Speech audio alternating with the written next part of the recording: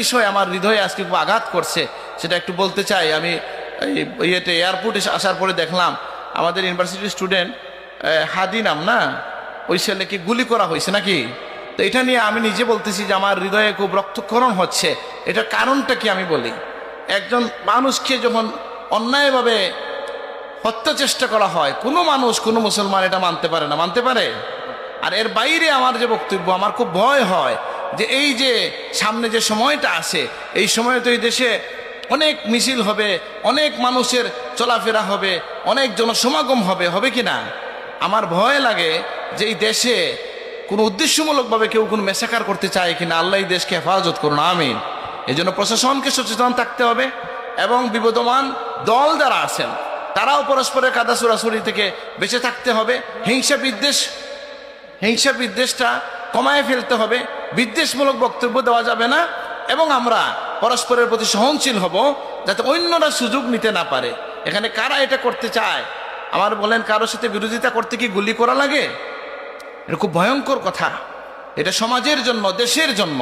এই জন্য হযরত বড় সাহেব হাদিসের ভাষায় যে দোয়া করেন, আমরাও যে দোয়া করেছি সেটাই আমরা বলবো যে আল্লাহ, আমরা যেন কারো দ্বারা অত্যাচারিত না হই, কেউ যেন আমাদের দ্বারা অত্যাচারিত না হয়। বলুন আল্লাহুম্মা আমিন।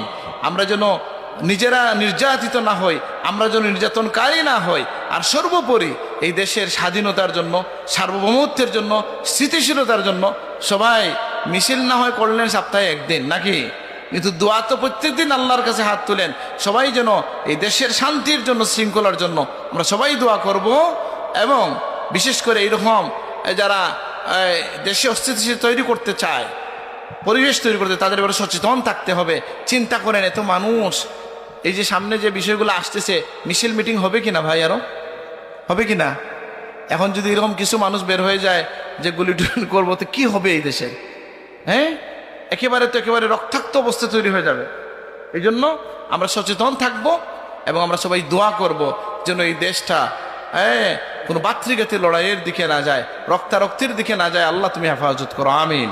এবং আজকের এই ঘটনা আমরা নিন্দা জানাই এবং সরকারকে আহ্বান জানাই যে এরকম দুষ্কৃতকারী যারা আছে তাদেরকে আইনের আওতায় নিয়ে আসতে হবে। আপনারা একমত আছেন নাকি?